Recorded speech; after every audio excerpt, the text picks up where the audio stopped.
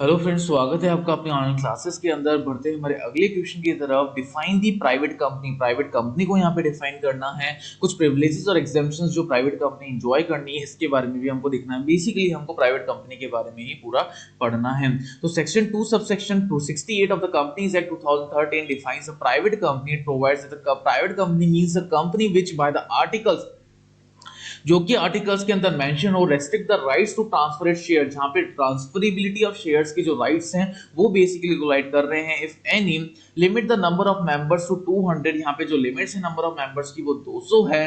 Not included the members, first the members who are in the employment of the company, वो members जो कि employment के अंदर है कंपनी के, and the persons who have having been formally in the employment of the company, जो formally employed है company के अंदर, where the members of the company while in the employment have continued to be the members after the employment ceases, जो continue बिल्कुल basically members की तरह काम कर रहे हैं जब तक कंपनी cease up करती है। where two or more persons hold one or more share in the company jointly, जब दो या दो से ज्यादा persons hold करते हैं कंपनी को jointly या severally, definitions they treated as a single member, तो हम उसको सिंगल मेंबर भी बोल सकते हैं। Section 2 subsection 68 of the companies have provided that the minimum number of members required, जो minimum number of members required है फॉर प्राइवेट कंपनी को फॉर्म अप करने के लिए, वो क्या है, कितने मेंबर्स चाहिए, 2 मेंबर्स चाहिए।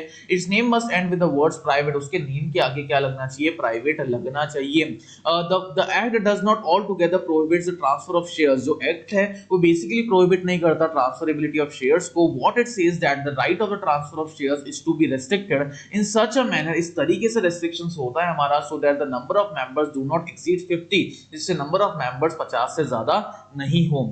इन case of the private company the limited by shares, private company के अंदर लिमिटेड बाय शेयर्स के अंदर the restriction on the rights to transfer its shares is not necessary, जो रेस्ट्रिक्शन है राइट्स जो है ट्रांसफरेबिलिटी के वो लिमिटेड नहीं है।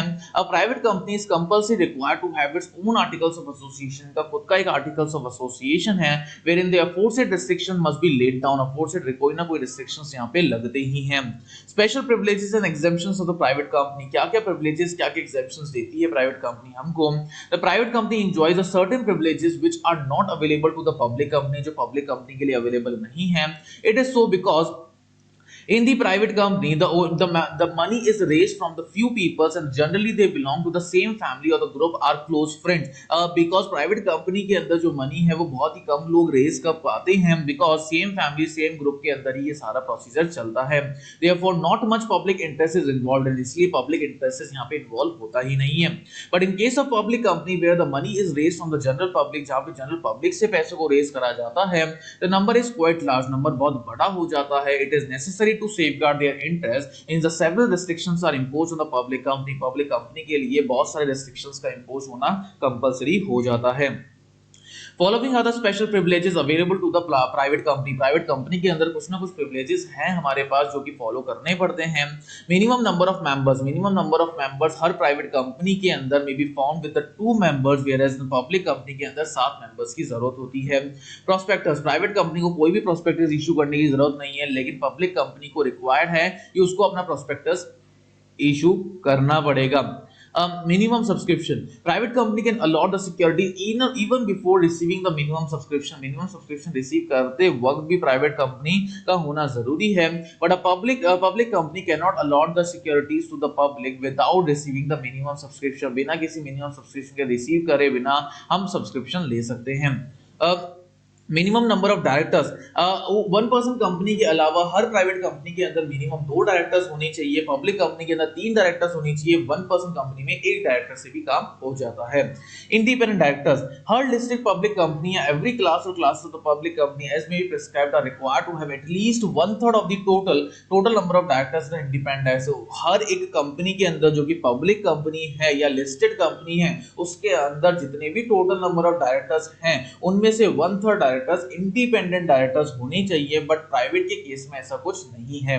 Rotational director, the number of provisions as to the rotational retirement directors do not apply to the independent private company, ये private company independent company से रिलाय नहीं करते हैं। on the other hand at least 2/3 of the directors of the every public company shall be rotational director, at least 2/3 जो directors होते हैं वो कौन से होते हैं, रोटेशनल डायरेक्टर्स होते हैं। 1/3 of the members of such directors shall be liable to retire by the rotation, 1/3 जो मेंबर्स होते हैं वो बेसिकली रोटेशन से ही रिटायर होते हैं।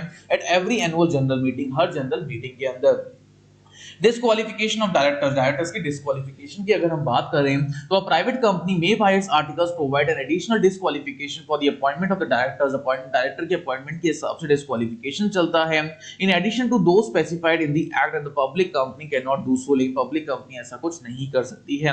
Small share holders director, private company के अंदर कोई भी डायरेक्टर ऐसा नहीं होता जो स्मॉल शेयर होल्डर अपॉइंट करे, लेकिन लिस्टेड कंपनी के अंदर directors elected so small share holders ही इलेक्ट करते हैं, but not less than small share holder 1/3 of the total members share holder which are lower give the notice of the effect. 1000 या फिर हम ये बोल सकते हैं 1/3 of the total number of share holders ही इलेक्ट होनी चाहिए इनको साइन करने के लिए।